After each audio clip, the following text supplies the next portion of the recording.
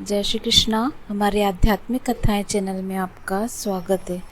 मैं आज आपके लिए लेकर आई हूँ पुरुषोत्तम मास महात्म्य का 11वां अध्याय। ऋषि पुत्री का घोर तप तथा शिव का उसे 5 पति होने का वर देना। नारद जी बोले, हे महामुनि, इस कन्या ने बड़ा कठोर कर्म प्रारंभ किया जिसे मुनि लोग भी करने में कठिनता अनुभव करते हैं। श्री नारायण बोले, उस कल्याणी ने बड़ी कठिनाई से होने वाला तप प्रारंभ किया तथा पंचमुखी शांत शिव का ध्यान करने लगी। गर्मी में प्रचंड धूप में अग्नि के बीच में बैठकर, हेमंत तथा शीत ऋतु में बैठकर तपस्या करती थी। उसका मुख जल में कमल के समान तथा सिर के बाल लेकर शेवार मंजरी से घिरे हुए जल में शोभायमान लगते थे। वह बाला वर्षा ऋतु में खुले मैदान में वर्षा के जल को अपने शरीर पर लेती थी। भोजन के स्थान पर दोनों समय वह कोमलांगी केवल धुआं पीकर रह जाती थी। इस प्रकार के उग्र तप को सुनकर देवराज इंद्र चिंतित हुए।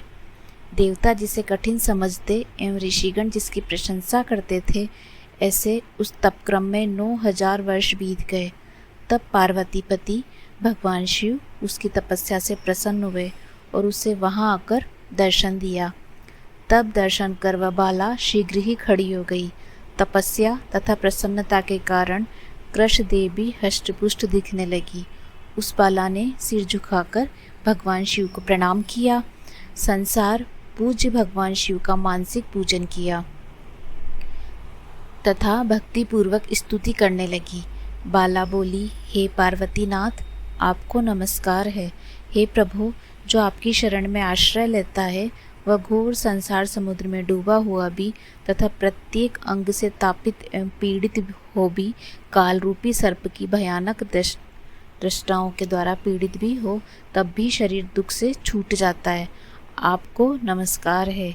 इस प्रकार मन वाणी से उस तपस्विनी ने महादेव जी की प्रार्थना की। हे राजन, फिर वह महाभागी मेधावी पुत्री चुप हो गई। श्री कृष्ण बोले, उसकी प्रार्थना को सुनकर तथा उग्र तप से प्रसन्न हुए भगवान शिव प्रसन्न कमल सरीखे मुख से बोले, हे भद्रे, हे तपस्विनी, तुम दुखी मत हो। जो भी तुम्हारी मनोकामना हो वह हमसे मांग लो, मैं तुमसे प्रसन्न हूँ। राजन, इसको सुनकर वह कुमारी आनंद में डूब गई और सदा शिव से बोली, हे दीनानाथ, आप अगर प्रसन्न हो तो मुझे पति दें। मुझे पति मिले, मुझे पति दीजिए। मुझे पति की कामना है, पति दीजिए। तब उस बाला से शिवजी बोले, हे मुनिकन्ये, तुमने मेरे सामने अपने मुख से 5 बार पति शब्द कहा है, इसलिए तेरे 5 पति होंगे तथा वे शूरवीर, धर्मों के ज्ञाता, साधु एवं सन्यासों के समान रहने वाले, सत्य, पराक्रमी, यज्ञकर्ता, गुणों से प्रसिद्ध प्राप्त, इंद्रियों को वश में रखने वाले राजा होंगे। श्री कृष्ण बोले, श्री शिव जी का ये अप्रिय वचन सुनकर वह बाला झुककर चतुरता से बोली, हे सदाशिव, गिरजाकांत, संसार में इस प्रकार मेरा उपहास न कराइए, क्योंकि प्रत्येक स्त्री का एक ही पति होता है। 5 पतियों वाली एक स्त्री कहीं देखी न सुनी।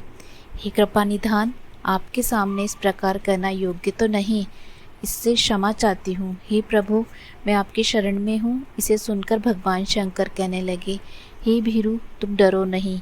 आगे के जन्म में तपस्या के बल से तू माँ के गर्भ द्वारा उत्पन्न नहीं होगी। उसी जन्म में तुझे 5 पति भी प्राप्त होंगे। उन पतियों के साथ अनेक सुख भोग कर तू परम पद को प्राप्त होगी। पुरुषोत्तम मास भगवान का प्यारा महीना है, तूने उसका नियम पालन नहीं किया। श्री कृष्ण भगवान ने अपना ऐश्वर्य इसे प्रदान करके इसे अपना बनाया है। ब्रह्मादि देवता, नारद तथा मैं जिसकी आज्ञा पालन करते हैं, उनकी आज्ञा भला कौन टाल सकता है। हे मूढ़े, तूने संसार पूज्य इस मास का व्रत पालन नहीं किया। हे ब्राह्मण पुत्री, इसी कारण तेरे 5 पति होंगे। इस प्रकार कहते हुए भगवान शिव अंतर्धान हो गए और वह बाला झुंड से बिछुड़ी हिरणी के समान चकित हो गई। 11वां अध्याय समाप्त। अगर आपको हमारी ये कहानी पसंद आई तो प्लीज़ सब्सक्राइब करना ना भूलें। धन्यवाद।